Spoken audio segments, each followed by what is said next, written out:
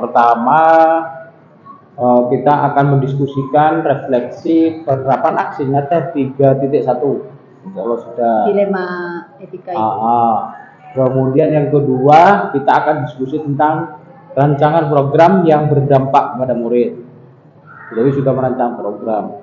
Kemudian yang ketiga kita mendiskusikan tentang kelanjutan dari komunitas praktisi sampai di mana perkembangannya. Kemudian yang keempat nanti Bu Dewi itu ada sesi bersama teman sejawat ya, melakukan coaching supervisi akademik pasca yang sudah dilaksanakan itu dari observasi, pra observasi yang sudah dilaksanakan itu.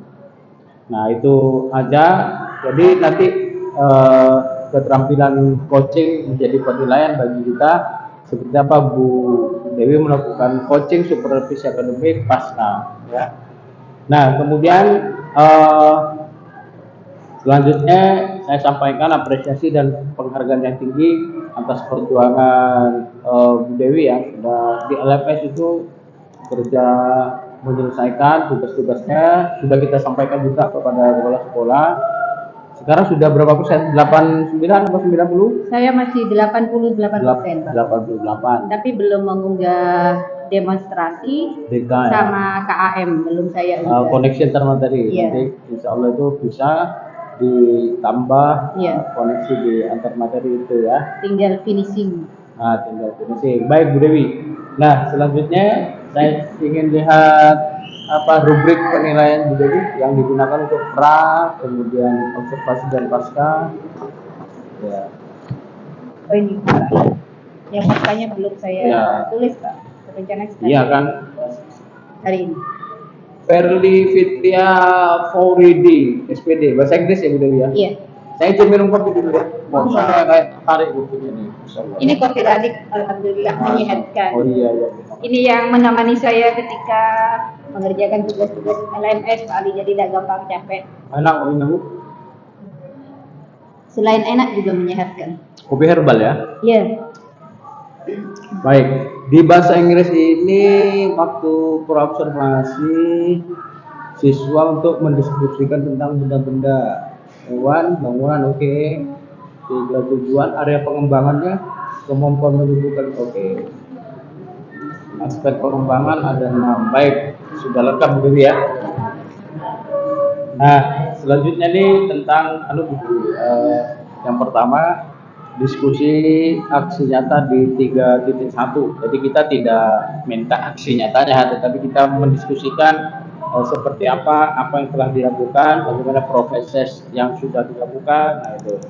Nah di modul 3.1 kira-kira Bu Dewi bagaimana melakukan proses mengidentifikasi sumber daya yang ada di sekolah.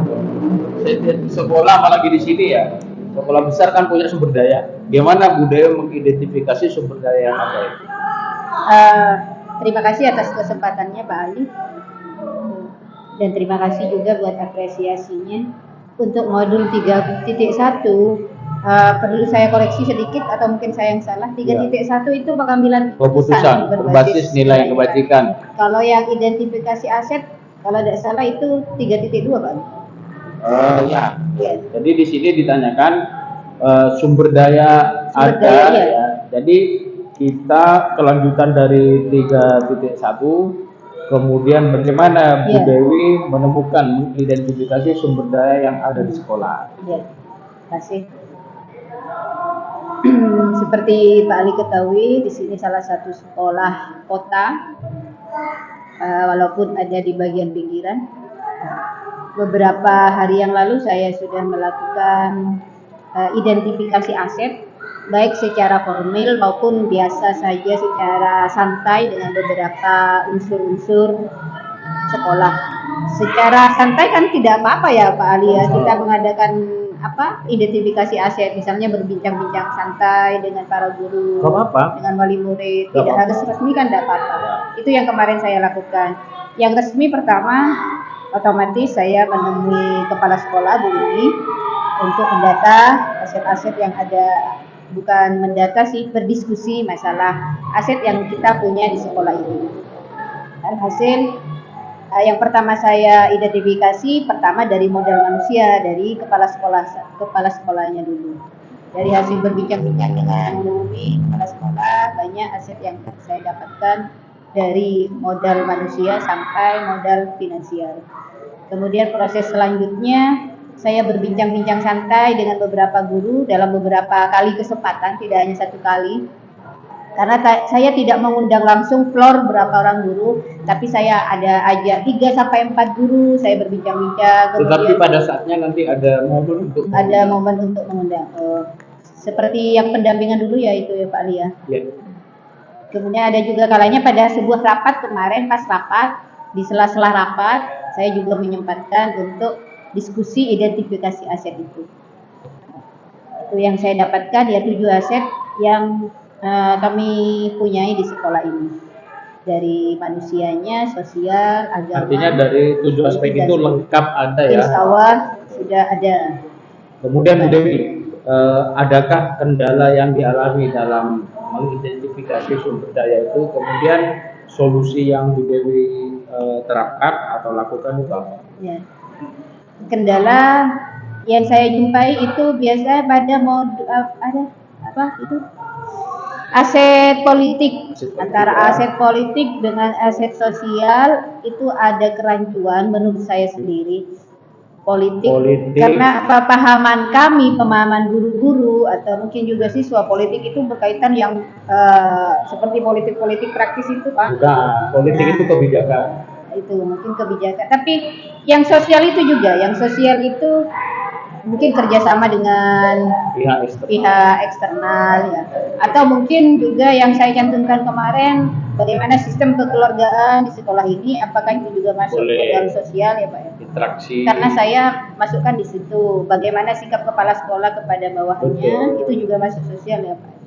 Kemudian kami mempunyai banyak jalinan kerjasama dengan berbagai instansi ya. Apalagi kami termasuk salah satu sekolah yang sudah distandarisasi sekolah ramah anak. Jadi harus sudah ada berkontribusi juga. Jadi sudah memiliki MOU dengan berbagai instansi yang ada di kabupaten sosial.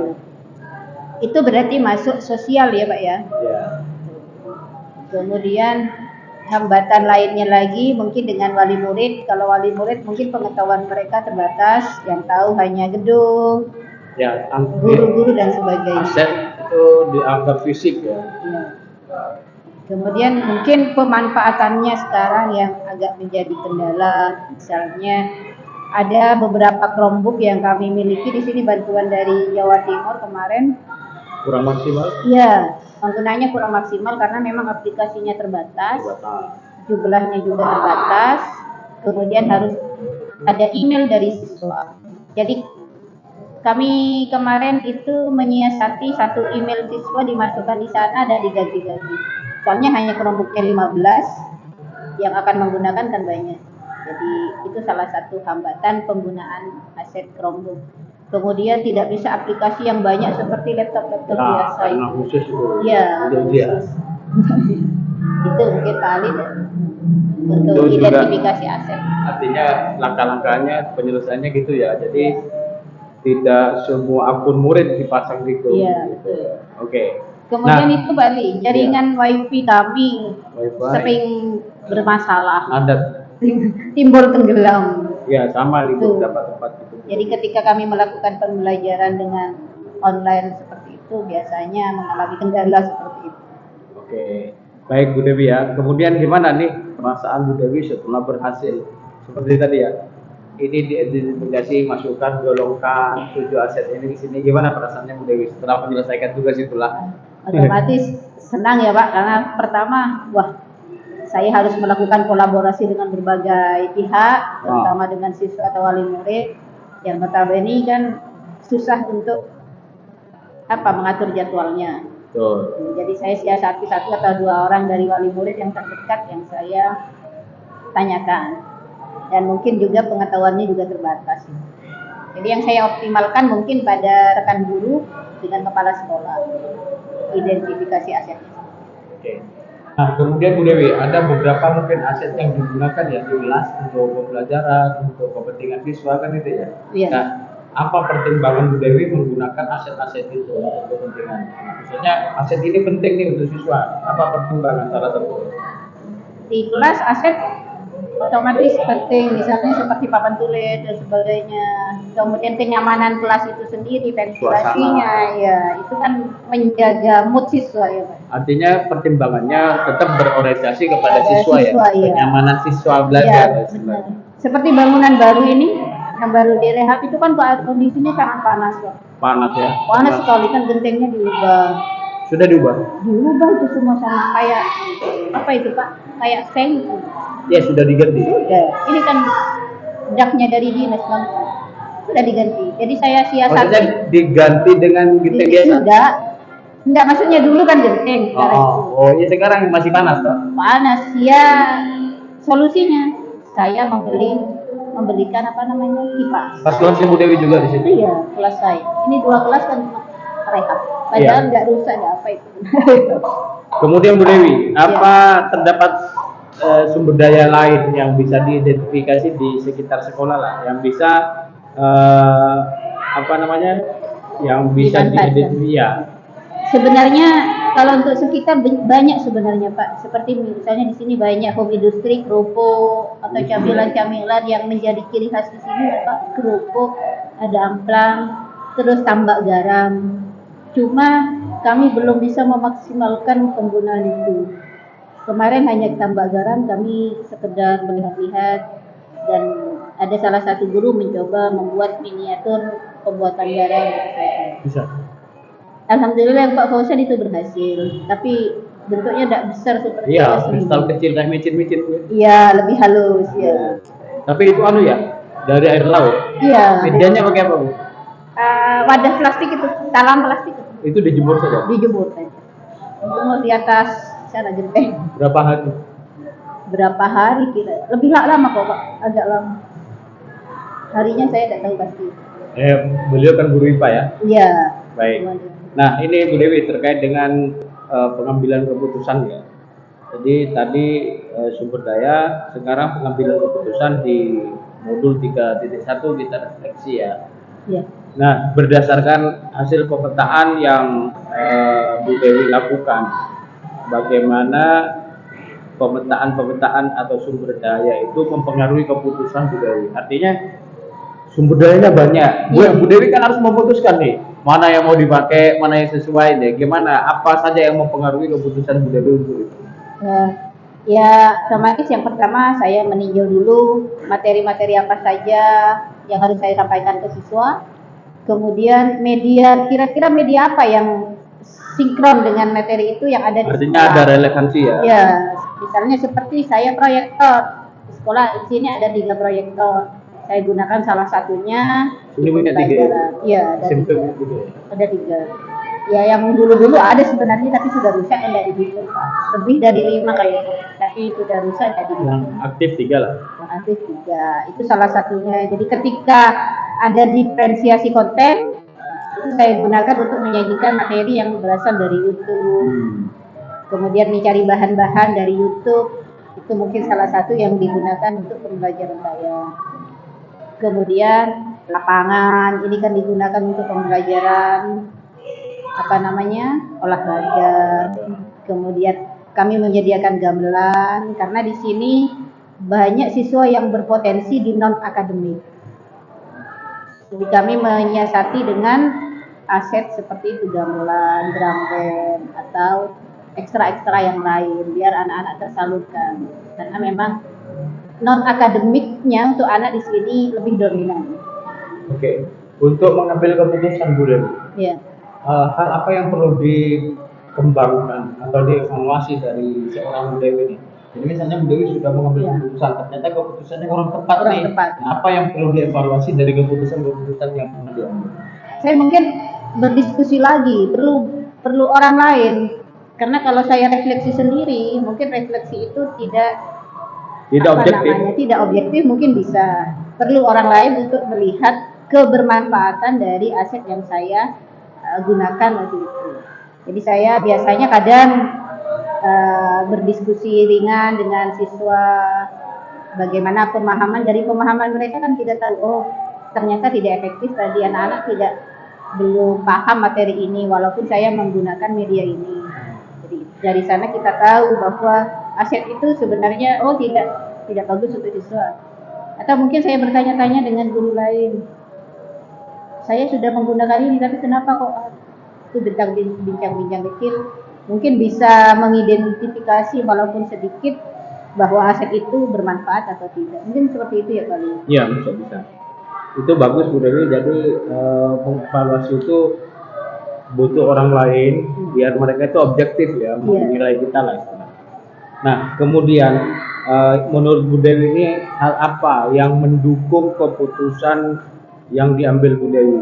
Artinya gini, Bu Dewi mau menggunakan proyektor, ternyata ada guru lain mau menggunakan proyektor. Nah ini kan sesuatu yang tidak mendukung. Iya. Jadi faktor apa yang mendukung Bu Dewi itu memutuskan sesuatu? Otomatis yang pertama kebutuhannya dulu Pak. Mana yang lebih butuh? Saya atau guru lain? Misalnya seperti sekarang ada proses syuting di sini. Karena hari ini deadline-nya alat itu digunakan, saya juga sebenarnya perlu, tapi karena itu mendesak, jadi saya harus mengalah. Dalam rangka apa Bu syutingnya? FL2SD. Oh iya. Sekarang kan sistem online Pak, Ya, mengirim video seperti itu. Gitu ya. Jadi Ya, kira-kira seperti itu. Atau mungkin ada cara-cara lain Pak Ali? ya saya kira cara Bu Dewi sudah bagus, nanti tinggal evaluasi ya. Kalau kurang efektif, yang efektif seperti apa? Karena setiap orang punya cara bagaimana metode pengambilan keputusan dan lain sebagainya. Itu sudah benar, jadi sudah relevan dengan maksud dan tujuan dalam pengambilan keputusan itu sendiri. Nah, kemudian Bu Dewi, adakah baik mulai ngajar dulu saat sudah ikut PGP atau mungkin kemarin-kemarin pernahkah Ibu mengalami dilema etika? Nah, dilema etika ini bisa terhadap murid atau rekan sejawat. Coba ceritakan gimana itu. Kalau dilema pasti mengalami apa? Pernah ya? Namanya juga manusia pasti berhubungan dengan masalah. Ya. Baik dulu sampai sekarang pasti ada dilema. Oke. Misalnya seperti kalau siswa masalah kedisiplinan itu Pak. Kalau sekarang aturannya kita harus menaikkan, ya kan, ada kewajiban untuk menaikkan ke kelas berikutnya walaupun anak itu mungkin belum maksimal. Itu kan dilema juga Pak. Ya. Tuh, yang kebanyakan masalah dengan murid itu seperti itu, disiplin biasanya. Kemudian pembelajaran, sikap-sikap mereka di kelas. Kita kan sekarang tidak boleh menghukum, tidak boleh kasar, jadi harus ada alternatif lain yang saya pilih dan itu kan butuh pertimbangan. Ya, betul. Nah, mungkin itu penerapan untuk siswa. Mungkin keterlambatan juga siswa? Iya, keterlambatan. Tapi kalau saya jarang Pak keterlambatan karena jarang ngajar jam pertama. Jadi biasanya anak sudah di kelas. Mungkin tugas. Nah, yang banyak itu tugas. Mereka nggak tahu sekarang ya Pak ya. Mereka kayaknya semangat belajar kurang. Setelah masa pandemi ini kok Karena mungkin terbiasa nyaman di pandemi apa belajar. Saya terasa sekali perbedaannya Pak antara sebelum pandemi dengan sesudah pandemi. Mereka kan selama pandemi fokus main HP itu. Iya, main HP. Kemudian tidak ada pendampingan dari orang tua, mungkin seperti itu. Ya, jadi Kalau untuk rekan-rekan guru ya biasalah Pak, namanya teman berinteraksi ya itu. Kemarin pernah juga ada selisih paham antara ruang sini dengan ruang guru ya, itu. Ya itulah biasa, tapi tetap mengutamakan apa ya istilahnya pikiran yang jernih, hal yang bermanfaat untuk mengambil keputusan. Mungkin itu salah satu contoh. Nah, kemudian Bu Dewi, untuk keputusan yang berlandaskan nilai-nilai kebajikan di 3.1 itu yang diterapkan Bu Dewi dalam memutuskan sesuatu, memutuskan sumber daya, kemudian memutuskan ketika mengalami dilema etika, itu kira-kira menurut evaluasi Bu Dewi sudah sesuai nggak dengan tahap-tahapan prinsip-prinsip pengambilan keputusan di modul 3.1 itu? Mungkin ada sebagian yang sesuai, Ada yang tidak full ya? Betul, ada yang tidak full ada. Tapi yang pasti ada poin-poin yang penting, misalnya pengambilan apa? Gagasan atau ide dari apa itu Pak? Rekan kita yang sedang mengambil. Walaupun alurnya tidak mesti runtut. Ya, tidak runtut atau bolak-balik. Tidak lengkap, kadang tidak. Tidak apa-apa, itu yang penting dari prinsip dan langkah-langkah itu ada yang dilalui. Karena sampean itu mau mengambil keputusan kan nggak mungkin. Iya, masa saya harus ingat saya harus apa ya setelah ini. Iya, setelah itu. Ya tidak apa-apa. Tetapi nanti akan secara otomatis kalau sudah terbiasa. Mungkin ya, karena tidak terbiasa dan baru dapat ilmunya sekarang. Katakanlah seperti mengajar. Iya. Nggak mungkin langsung ngasih tugas toh. Betul. Pasti masuk salam, persepsi, kejadian awal. Itu kan sudah alamiah sekarang bisa. Kalau dulu sebelum jadi guru mana bisa? Iya. Makanya. Jadi tahapan pengambilan keputusan nanti kalau sudah terbiasa juga otomatis mengikuti langkahnya dengan harus dipaksakan ya Pak ya untuk belajar ya. Iya. Nah, dari aktivitas pengambilan keputusan mungkin Bu Dewi ini ada hal yang perlu dikembangkan atau dievaluasi nih. Ternyata saya mengambil keputusan terlalu tergesa-gesa misalnya atau kurang pertimbangan nih, apa yang perlu dievaluasi itu? Apa aja yang perlu dikembangkan? Ya, mungkin apa namanya yang harus dievaluasi kolaborasi dengan orang lain Pak. Ya. Karena kalau ketika kita mengambil keputusan sendiri tanpa pertimbangan orang lain, kadangkala apa istilahnya pengujian ya Pak ya, pengujian keputusan dari yang kita ambil. Kadang kita kan selalu menganggap bahwa apa yang kita lakukan itu benar. Ya. Kalau kita tidak tanya-tanya atau melihat dulu kondisinya, satu lagi Pak, sering terpancing emosi kan duluan. Nah itu yang agak pengendalian diri ya. Pengendalian diri. Kadang kan kalau sudah istilahnya bahasa kasarnya keterlaluan si anak ini, kadang kan kita terpancing gitu. Langsung mau marah. Itu alamiah. Itu yang agak sulit. Tapi sedikit. diubah itu ya. Oke Bu Dewi, itu terkait bagaimana pengambilan keputusan di modul 3.1 aksi nyata sudah ya. Jadi 3.1 ya. Sudah. Kemudian selanjutnya ini Bu Dewi tentang program yang berdampak kepada murid. Saya yakin Bu Dewi sudah merancang nih program. Jadi program apa yang dirancang Bu Dewi, bentuknya apa program itu, kemudian dukungan dari pihak-pihak sekolah itu seperti apa? Iya, terus terang untuk perencanaan itu awalnya saya agak bingung Pak. Ini kegiatan yang akan dilaksanakan atau sedang berlangsung atau sudah cuma mau dilanjutkan. Karena saya ada beberapa alternatif kemarin di angan-angan saya sih Pak. Itu di sini kan sekolah Adiwiyata. Rencana saya untuk salah satu poin di Adiwiyata itu ada bermanfaatan dari lahan sekolah. Saya ingin salah satunya yaitu membuat minuman tradisional. Salah satunya dari kunyit itu karena ada di kebun sekolah. Di sini kenapa saya ambil itu? Yang pertama mengenalkan karena kayaknya anak sekarang untuk rempah-rempah itu kurang, jenis-jenis minuman yang sehat itu juga kurang pengetahuannya. Itu yang pertama. Terus ya poinnya lagi untuk Adiwiyata. Itu saya maksudnya yang pertama itu. Cuma saya condong ke itu Pak rencananya, cuma belum selesai. Enggak apa-apa, ada rencana. Kemudian yang kedua, saya punya planning dengan Bu Umi mau sosialisasi atau praktik membuat kompos sama ekoenzim dengan siswa atau kaduk-kaduk lingkungan. Ini tentang Adiwiyata juga. Karena kenapa? Di sini masih pengetahuan tentang sampah dari murid itu rendah. Ya.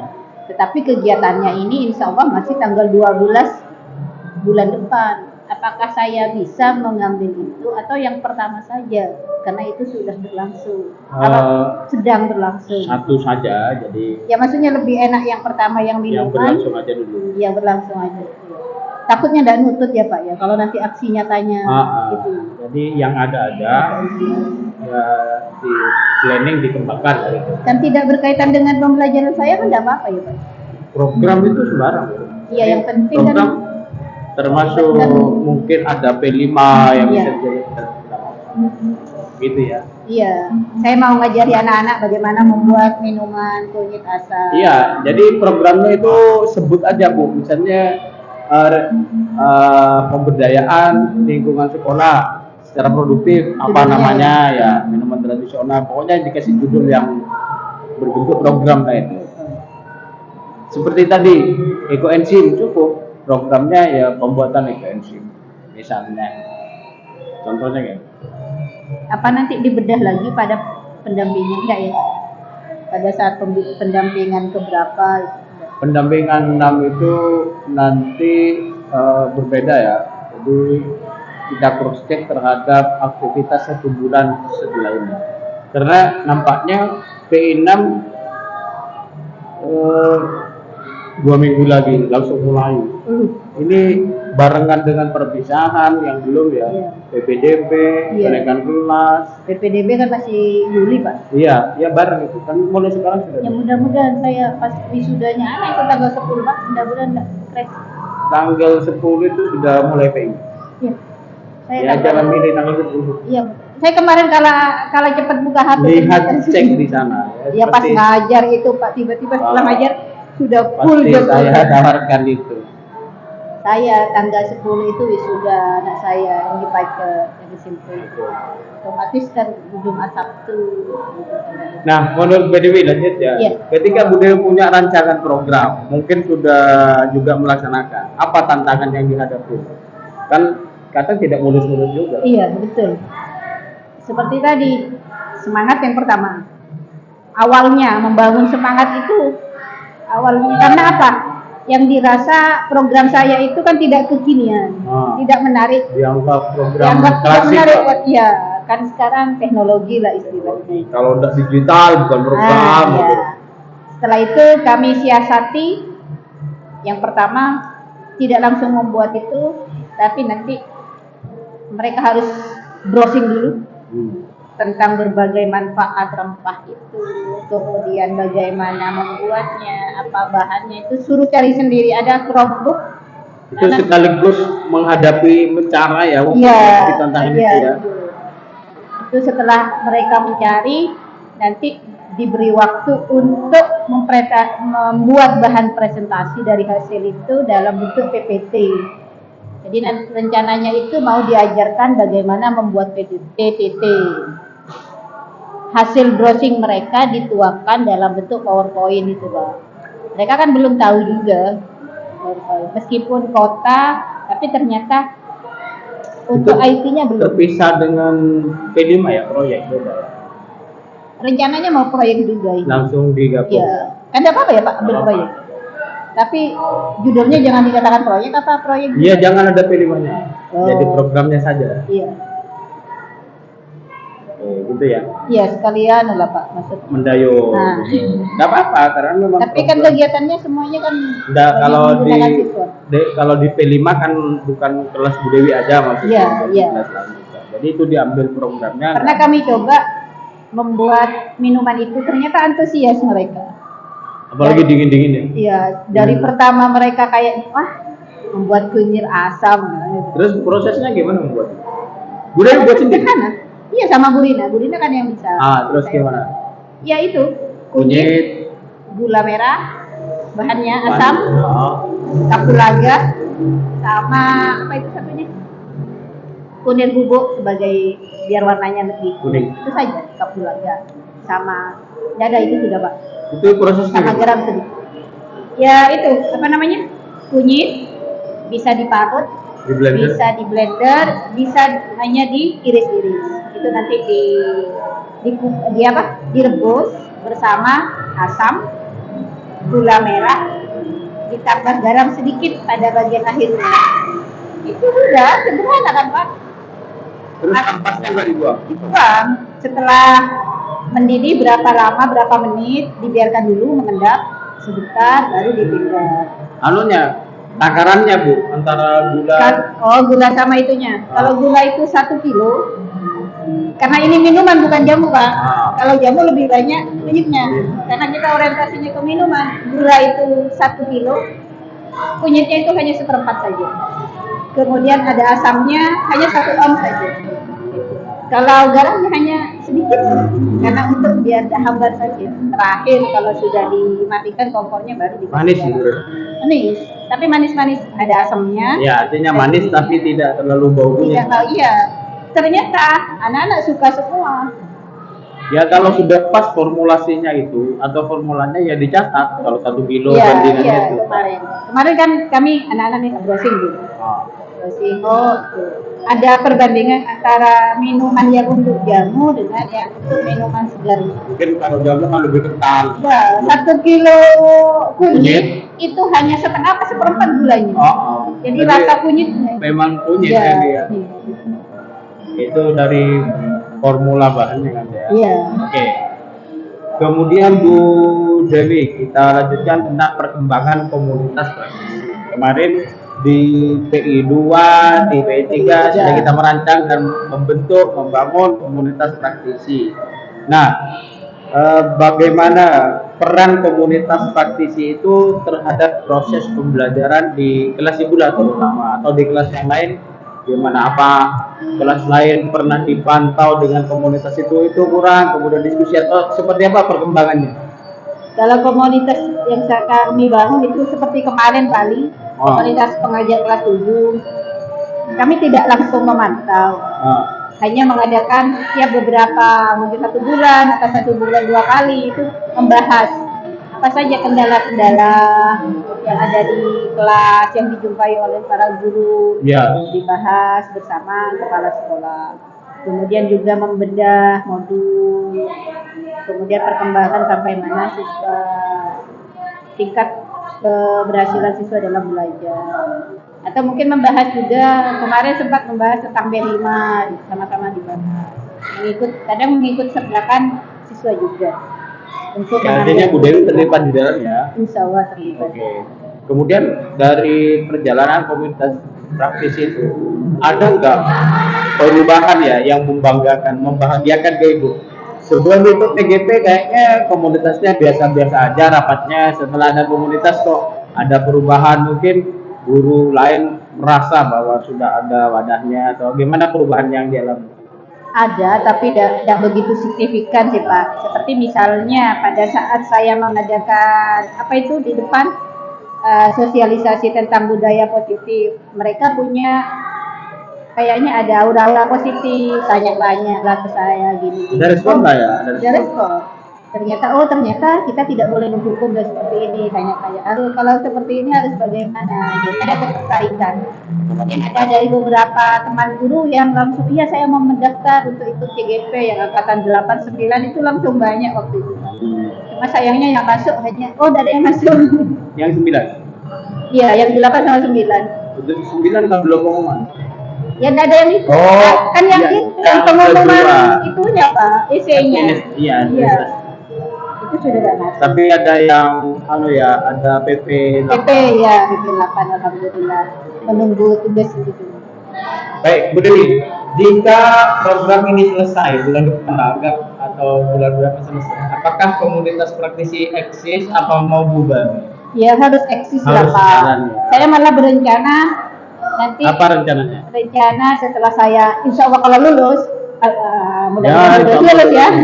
Saya bersama guru penggerak yang lain, bersama Pak DPP, kemarin sempat berbincang-bincang mau membuat sebuah perkumpulan komunitas kecil lah, mau mengadakan sosialisasi tentang apa itu guru penggerak, bagaimana dan sebagainya, apa yang kami pelajari itu. Kami akan sosialisasikan kepada semua guru. Kalau yang pendampingan dulu kan hanya sebagian guru.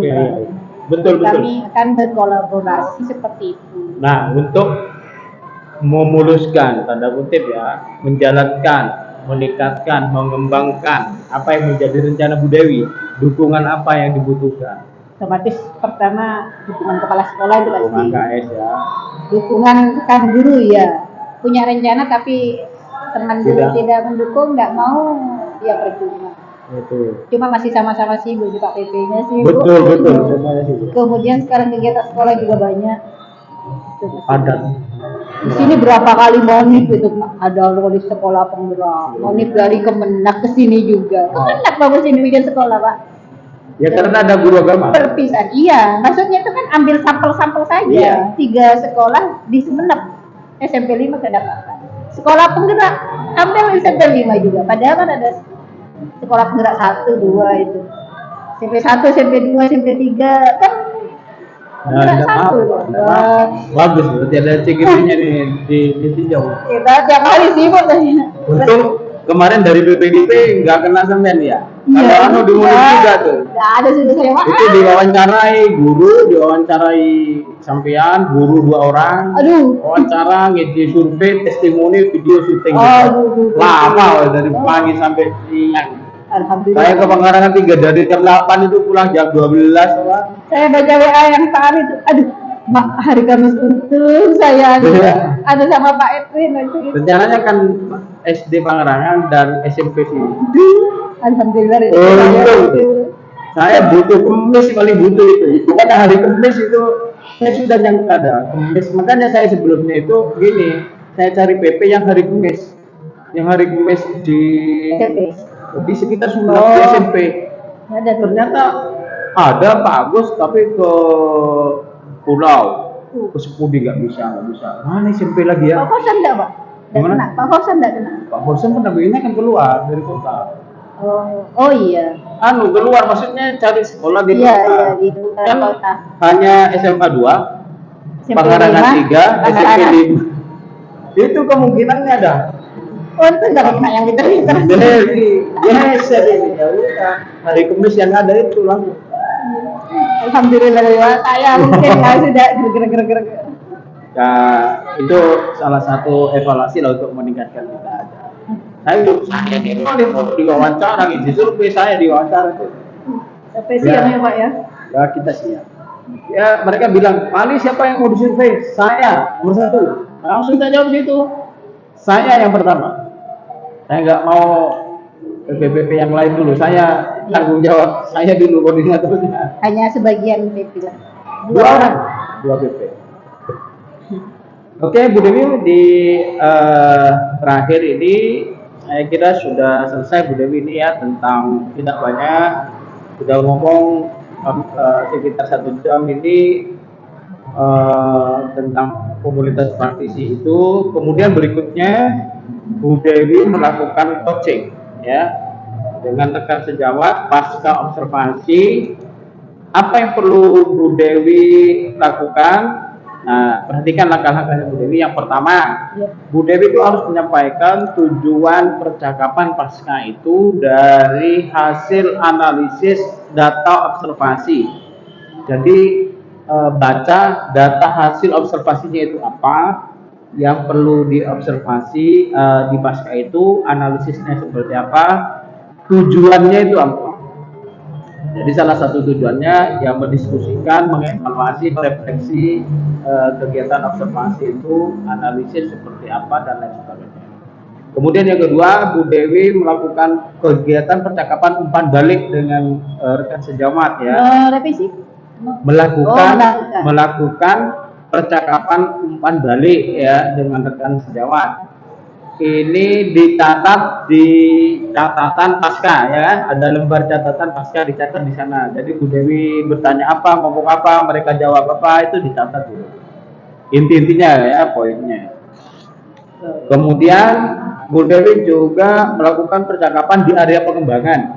Jadi area pengembangan, kemudian di perencanaan area pengembangan itu dilakukan percakapan coaching.